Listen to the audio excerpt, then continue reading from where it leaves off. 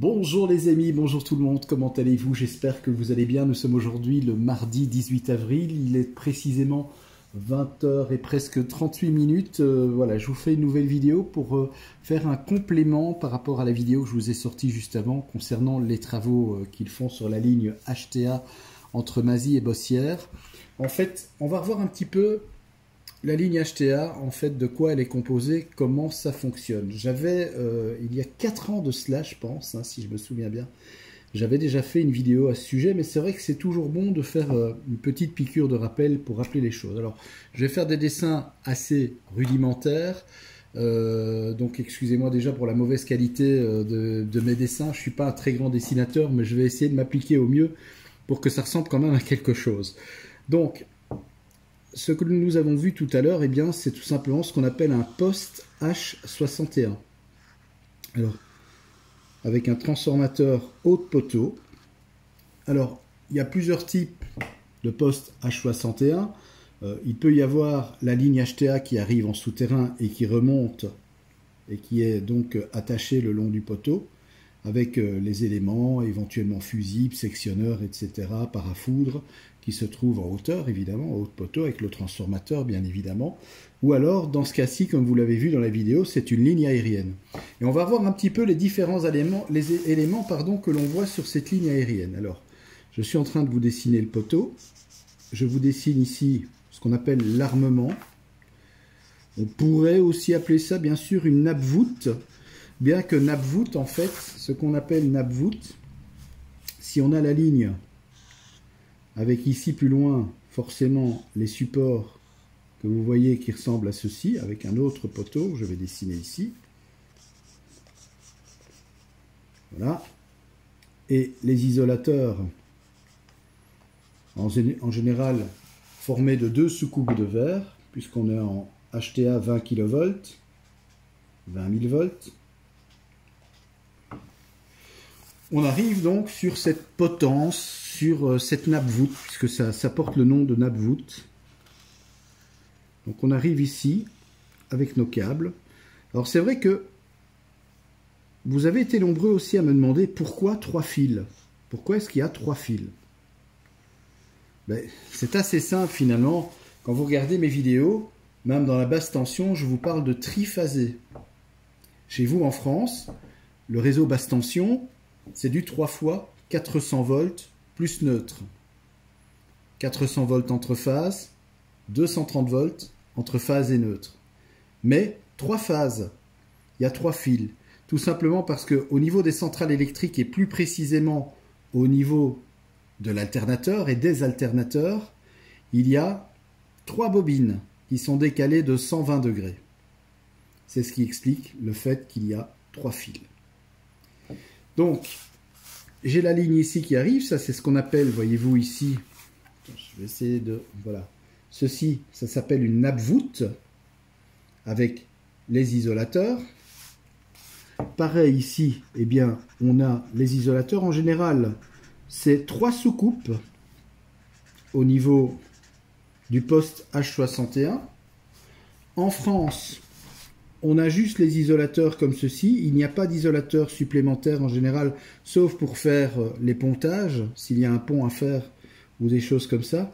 Chez nous en Belgique, ils rajoutent bien souvent soit un isolateur fixe, rigide, ou soit le même isolateur que celui-là, qu'ils viennent remettre ici, comme ça. Alors sur mon dessin ici, c'est un peu moins évident, mais il faut vous imaginer en fait qu'on a les isolateurs, les mêmes isolateurs, 3 sous-coupes, qui reviennent comme ceci.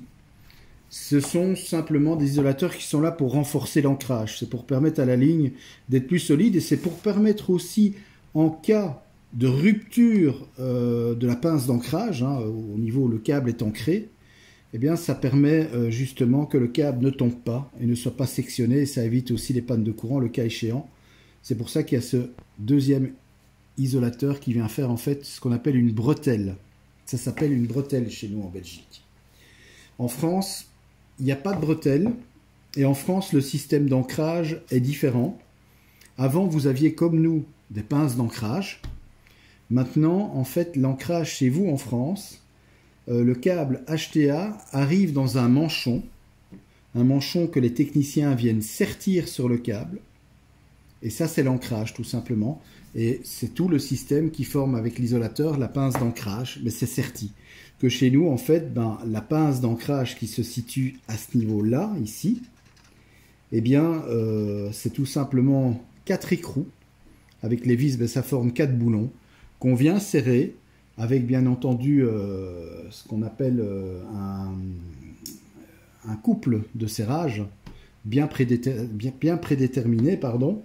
Et donc, voilà, c'est la petite différence. Mais le principe, qu'on soit en Belgique, qu'on soit en France, c'est toujours le même. On a ici, je vais vous dessiner, c'est ce qu'on appelle la potence, ici. Et sur cette potence qui a cette forme-là, je ne sais pas si vous l'avez vu dans la vidéo, on le voit très bien, eh bien, on a ici le transformateur, abaisseur de tension, qui va passer donc de la tension 20 000 volts HTA en basse tension. Comme on est en Belgique, c'est soit du 3 fois 230 volts ou du 3 fois 400 volts plus neutre, comme chez vous en France. On a les deux. Alors, qu'est-ce qu'on va trouver sur cette potence, sur ce poste H61, très important en cas d'orage? Eh bien, on va trouver ici, je vais les dessiner comme ça, voilà, il y en a 3 forcément, un par phase. Là, je vais dessiner l'autre là. Je fais exprès de les dessiner un peu gros pour qu'on les voit. Et ça revient en fait à chaque fois reprendre ici, comme ça, voilà, la phase. Et là, ça reprend celle-là. En fait, le bloc parafoudre, ici, c'est au potentiel de la ligne, de la phase. Et là, en dessous, c'est au potentiel de la terre. C'est à la terre. Quand la foudre, en cas d'orage, tombe à proximité de la ligne, ou tombe carrément sur le câble, en cas de coup de foudre direct, ça crée une surtension. Cette surtension peut créer des dommages très importants, non seulement au niveau des installations, ça peut même carrément faire éclater les isolateurs, ça peut faire fondre le câble, ça peut aussi endommager irréversiblement le transformateur. Ça peut aussi créer ici en bas, puisque chez nous, nous avons ici la cabine basse tension, elle aussi, il peut y avoir de gros dommages avec le même fusible que je vous ai montré tout à l'heure. Ces cabines sont composées de fusibles comme celui-ci, et j'ai déjà vu, et notamment quand j'ai travaillé pour le compte d'Ores à l'époque, eh bien, des fusibles, après un orage, qui étaient carrément explosés dans la cabine. Il y avait tout le sable que contient le fusible qui permet d'arrêter l'arc et qui permet aussi au fusible d'être bien refroidi, eh bien, les fusibles avaient explosé par la surtension. Donc, ça rigole pas un orage.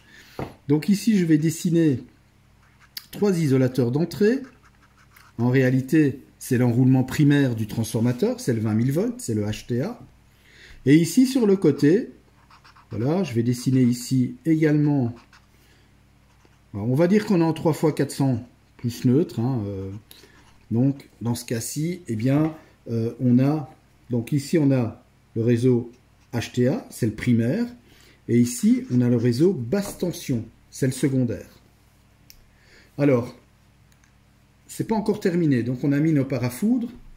Faut-il encore mettre... Et je vais essayer de les dessiner. Mais bon, c'est vrai que mon dessin n'est pas évident. Mais excusez-moi d'ailleurs pour l'aspect un peu rudimentaire des choses. Voilà. On le voit d'ailleurs très très bien sur la vidéo. S'il faut, je vous referai une vidéo pour bien vous expliquer les éléments. Nous avons 3 fusibles. Logique, un par phase. Fusible HTA. Fusible 20 000 volts. Le fusible, forcément, il va prendre la phase comme ceci. Il va reprendre celle-là ici. Et il va prendre celle-ci comme ça ici. Voilà. Donc on amène le courant à chaque fusible. Et ensuite, des fusibles, qu'est-ce qu'on fait? Eh bien, on vient comme ceci, comme ça, voilà, alimenter le primaire du transformateur. Donc, le transformateur est alimenté en HTA. Il y a les fusibles et tout. Donc, la protection est faite. Il y a également, comme je vous le disais, les blocs parafoudres, très importants pour les surtensions en cas d'orage. Du transformateur, ensuite, eh bien, qu'est-ce qu'on fait? Voilà, je vais vous le dessiner un peu grossièrement pour que vous voyez bien. On a un câble de grosse section, alors ça peut être du 150 mm². C'est un câble donc qui vient effectivement reprendre la basse tension. Donc on va dire qu'ici on a le neutre, ici on a phase 1, ici on a phase 2, et ici on a phase 3. Donc 3 fois 400 volts plus neutre. Dans la cabine basse tension, c'est l'équivalent en fait. Attendez, je regarde que vous voyez bien l'image. Dans cette cabine, eh bien, vous retrouvez ceci. Donc ça, c'est un fusible basse tension, grosse intensité évidemment. Et c'est logique parce que plus on diminue en tension, plus la tension est basse, et plus le courant est important à même puissance. Pour vous donner un ordre d'idée, ben ici on a un fusible de 250 ampères, c'est énorme. En HTA, ben le fusible qui va protéger la ligne, c'est 10 ampères, pas plus. 10 ampères. Ça s'explique tout simplement comme ceci. Comme vous le savez, la puissance est égale à... On ne va pas parler du cosinus phi, même si on est en alternatif. La puissance est égale à la tension multipliée par le courant. Plus la tension est importante, plus le courant diminue pour la même puissance. Et plus la tension est faible, là c'est le contraire. Plus I sera important. Un exemple tout simple, votre voiture.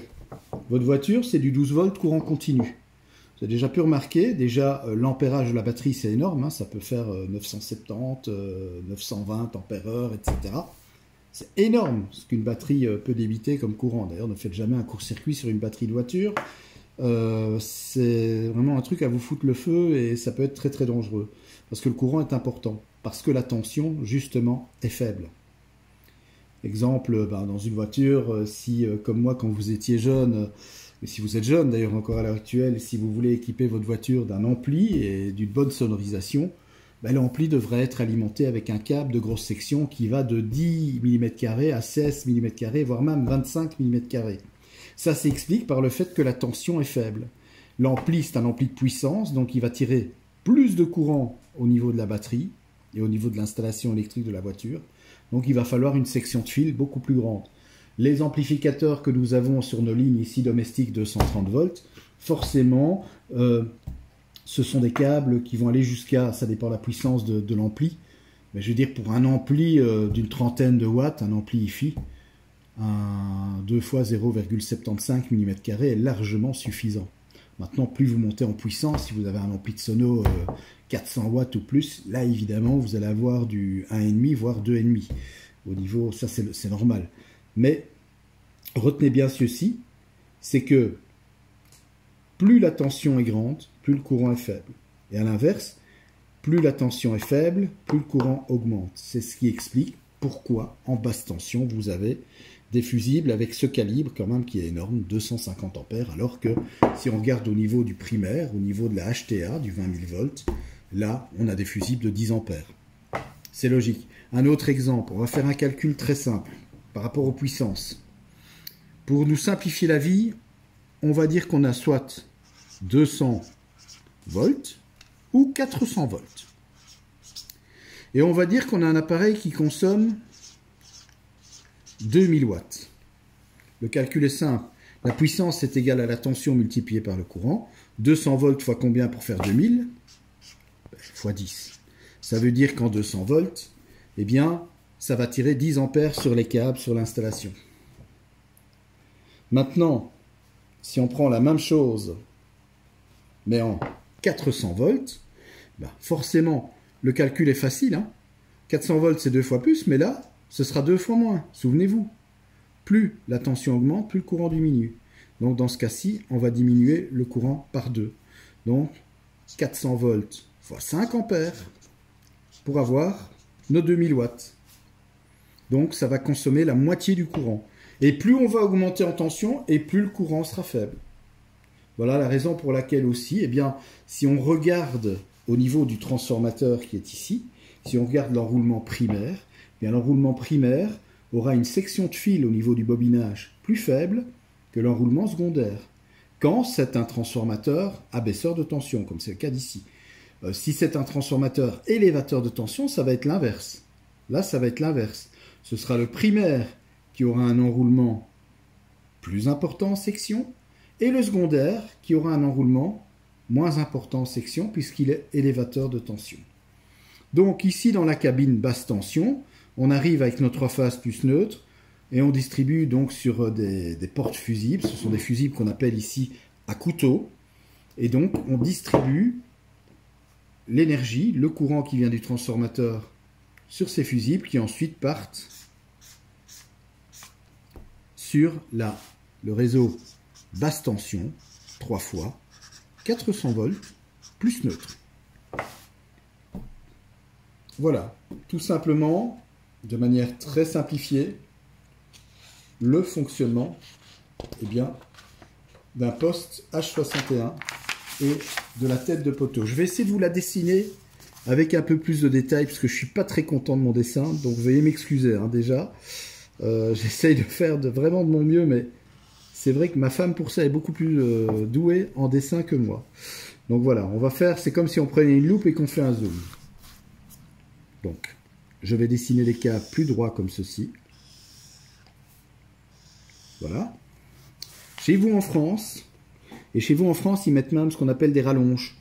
Donc l'isolateur, quand vous regardez bien, est encore plus éloigné du poteau, mais ça, c'est pour les câblages avec le transformateur. C'est tout simplement pour ça qu'ils font ça. Chez nous, en Belgique, on n'a pas ça. Chez nous, eh bien, l'isolateur, on le branche directement comme ceci. Voilà. Il n'y a pas, je vais dire, de rallonge, d'entretoise entre l'isolateur et les cavaliers de fixation, la potence. Chez vous en France, vous avez des lignes qui arrivent sur une paire d'isolateurs et puis de là, vous partez directement alimenter le transformateur, les fusibles, les parafoudres, etc. Chez nous en Belgique, c'est ce que je vous expliquais, pour renforcer la chose, pour renforcer de manière mécanique, mais aussi si jamais le conducteur venait à casser à cet endroit-là, eh bien, il serait toujours maintenu par l'autre isolateur. C'est aussi pour ça que c'est ce qu'on appelle chez nous une bretelle. Et donc, on vient mettre comme ceci un isolateur composé de 3 soucoupes de verre. Donc, ça ressemble à ceci. Voilà, comme ceci. Pareil ici. Je vais vous montrer, ne vous inquiétez pas. Voilà. En Belgique, voilà comment ça se passe. Soit on met l'isolateur comme ça, soit c'est un isolateur fixe qui est fixé au niveau de l'armement. Et à ce moment-là, on vient avec un câble HTA, tout simplement, le même câble, c'est de l'Almelec, comme celui-ci. Et on vient tout simplement faire la bretelle comme ceci avec l'isolateur fixe, c'est exactement la même chose. Ensuite, lorsqu'on a ça, je vais dessiner ici, voilà, ça, ce que je suis en train de vous dessiner là, eh bien, ce sont les parafoudres. En effet, quand il y a une surtension, il faut bien que cette surtension aille à la terre, parce qu'elle provoquerait des dégâts irrémédiables non seulement sur le transformateur, mais aussi sur le réseau basse tension, et ce serait même dramatique pour vos installations électriques et pour l'installation même du réseau électrique basse tension. Donc, on vient à chaque fois ramener la phase comme ceci, sur le bloc parafoudre, comme ceci. Donc ici, on est au potentiel de la ligne, et l'autre ici qui est fixé sur la potence qui elle-même est raccordée à la Terre, eh bien, c'est pour permettre à la surtension due à la foudre, eh bien, de se décharger via le parafoudre à la Terre. Il y a des parafoudres aussi qui ont un système où on voit, c'est comme un drapeau si vous voulez, il y a un témoin qui sort quand le parafoudre est défectueux par exemple. Si il a reçu la surtension, eh bien, il faut le remplacer. Et donc il y a un témoin qui prévient que le parafoudre est endommagé et qu'il faut le remplacer. Ensuite, voilà, on a ceci. Maintenant, voilà, je vais dessiner ici, plus bas, mon transformateur avec les isolateurs qui comprennent, eh bien, les fixations, les câbles, si vous voulez, de l'enroulement primaire. Donc c'est la partie toujours HTA 20 kV. C'est la partie HTA 20 kV. Et entre la ligne et le primaire du transformateur, on met forcément des fusibles de protection. Si jamais, s'il y a un problème, un court-circuit, une surintensité, ben, il faut aussi protéger le transformateur. Et donc, ces fusibles sont installés à ces effets-là. Donc le fusible, on vient chercher la phase, comme ceci. Pareil ici, on reprend la phase. Et là aussi, on vient reprendre la phase. Voilà, comme ça, on amène un fusible par phase. Fusible, je vous ai dit, ben, ça fait 10 ampères. Ensuite, eh bien, tout simplement, du fusible, on vient alimenter le primaire, les enroulements primaires du transformateur. Notre transformateur, là, est alimenté en 20 000 volts. Et bien entendu, le transformateur, je vais vous les dessiner ici. Donc forcément, on a 4 points de connexion avec L1, L2, L3, ce sont les phases, et le neutre. N'oubliez pas que c'est au niveau de la basse tension, du 3 fois 400 volts plus neutre. Et ensuite de là, on part vers la cabine basse tension. Donc c'est la cabine que je vous ai montré sur l'autre dessin, qui chez nous est en bas du poteau. Chez vous en France, c'est en haut du poteau, c'est un disjoncteur, c'est pas des fusibles. Et donc voilà, on repart alimenté avec une grosse section, forcément, puisque là, c'est toute la puissance du transformateur primaire, 3 fois 400 volts plus neutre pour alimenter la cabine. Alors, vous avez vu tout à l'heure, au niveau de la vidéo que je vous ai montré, au niveau du poteau, on voit que les phases, et je vous l'ai expliqué, mais je vous le réexplique ici, rapidement, on voit que les phases sont pontées comme ceci. Et ce pontage, eh bien, est relié à la terre. En général, il plante un piquet de terre, et donc, ça a plusieurs raisons à cela. C'est pour justement éviter, en cas de remise sous tension, si quelqu'un plus loin dans une logette haute tension, enfin une logette HTA, remet le courant et qu'il y a des hommes qui travaillent sur la ligne, ben c'est pour éviter tout accident et risque d'électrocution évidemment. Donc c'est ça, le pontage comme ça et la mise à la terre, c'est uniquement dans les travaux hors tension. Les travaux sous tension, là on ne pompe pas, on laisse le courant pour justement éviter de couper le courant. Et là évidemment ça demande des manipulations et je vais dire un savoir-faire, voilà, avec bien entendu toute une formation très stricte à ce niveau-là, parce qu'avec l'électricité, ça rigole pas, vous comprenez bien. Donc voilà, c'est pour ça qu'on ponte. Autre chose, et ensuite je clôture cette vidéo, vous avez vu tout à l'heure, il y a un groupe électrogène. Et bien ce groupe électrogène, bien sûr, permet d'alimenter la basse tension, puisque on travaille côté HTA, donc le courant n'arrive plus, le transformateur n'est plus alimenté, donc forcément, on n'a plus les 3 fois 400 volts plus neutre, on n'a plus de courant.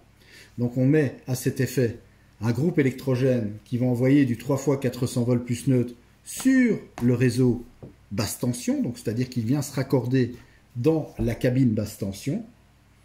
Et il y a une petite astuce, comme vous le savez, nous avons de plus en plus de panneaux photovoltaïques. C'est vrai que le solaire c'est génial parce que ça nous permet quand même de réduire drastiquement nos factures d'électricité, ce qui n'est pas plus mal. À condition bien sûr d'avoir du beau soleil, hein. Quand il fait un peu moins beau malheureusement c'est moins rentable, mais quand on se trouve dans une configuration où il y a des travaux, on ne peut pas injecter du courant électrique sur le réseau, parce que déjà il est susceptible qu'il y ait des techniciens qui travaillent même sur le réseau basse tension, donc on ne peut pas l'alimenter comme ça, mais surtout, c'est pour éviter que les onduleurs des panneaux photovoltaïques réinjectent du courant sur le réseau. Si on mettait par exemple maintenant le groupe électrogène à la fréquence 50 Hz pile, comme elle l'est aussi précise avec le réseau électrique, eh bien les onduleurs synchroniseraient leur phase avec celle du réseau et injecteraient forcément du courant sur le réseau, ce qui endommagerait irrémédiablement le groupe électrogène qui il va recevoir effectivement du courant, mais il ne pourra pas, c'est pas comme quand, je vais dire, on est en situation normale où on est sur le réseau électrique, où là, effectivement, on peut réinjecter sur le réseau. Ça peut aller dans les deux sens. Mais avec le groupe électrogène, tout simplement, ça ne fonctionnerait pas. D'ailleurs, le groupe électrogène aurait une sécurité qui se mettrait en route, ça ne fonctionnerait pas. Donc voilà, pour éviter tout dommage, bien sûr, au groupe électrogène, on mais la fréquence, on fait tourner le groupe un petit peu plus vite. Et la fréquence, elle est à 50,7 Hz au lieu de 50 Hz. Donc il y a 0,7 Hz en plus, et c'est fait exprès pour éviter aux onduleurs de venir justement réinjecter du courant sur le réseau. Alors, la particularité qu'il y a lorsque le réseau basse tension est branché sur le groupe électrogène, ce qui est le cas comme vous l'avez vu tout à l'heure, déjà l'éclairage public fonctionne tout le temps. Logique, il est alimenté en permanence, donc on voit effectivement que l'éclairage public reste allumé. Ça, c'est la première particularité. Autre particularité, et ne vous inquiétez pas si un jour vous vous retrouvez dans une configuration comme celle-là à cause de travaux et que la ligne basse tension est alimentée via un groupe électrogène, ne vous étonnez pas de voir par exemple votre radio réveil qui avance. Tiens, c'est bizarre, mon radio réveil ne fonctionne pas. Tiens, l'horloge du four électrique ou du four à micro-ondes ne fonctionne pas. L'horloge de ma machine à laver avance. C'est bizarre. En fait, l'horloge avance. C'est logique, puisque l'horloge, les horloges, que ce soit de votre radio réveil, de votre four, de la machine à laver ou un tout autre appareil électroménager, se calent sur la fréquence 50 Hz pour pouvoir faire en sorte que 1 minute égale 60 secondes. Si vous augmentez la fréquence, forcément, 1 minute n'est plus 60 secondes, mais par exemple 61 secondes, pour donner un exemple.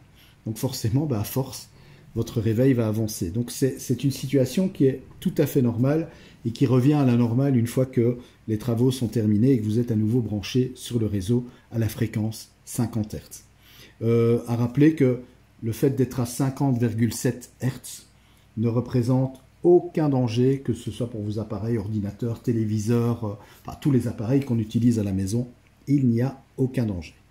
Voilà. Ce qui va changer pour les moteurs électriques, effectivement, un moteur électrique va avoir tendance à tourner un peu plus vite avec le 50,7 qu'avec le 50. Mais voilà, ça ne va pas changer énormément grand-chose. Et au moins, grâce au groupe électrogène, les travaux peuvent se faire et vous avez surtout de l'électricité, ce qui est le plus important, parce que si on n'avait pas ça, durant les travaux, vous seriez sans électricité, ce serait assez embêtant. Voilà, merci d'avoir regardé cette vidéo un peu plus longue que d'habitude. Je vois qu'elle dure pratiquement 28 minutes. Merci de l'avoir regardé en tout cas. Merci de vos abonnements, merci de l'intérêt que vous portez à la chaîne Fabelec. Je vous embrasse très fort, je vous souhaite une très bonne soirée, une bonne semaine, et je vous dis à très vite pour une nouvelle vidéo en électricité.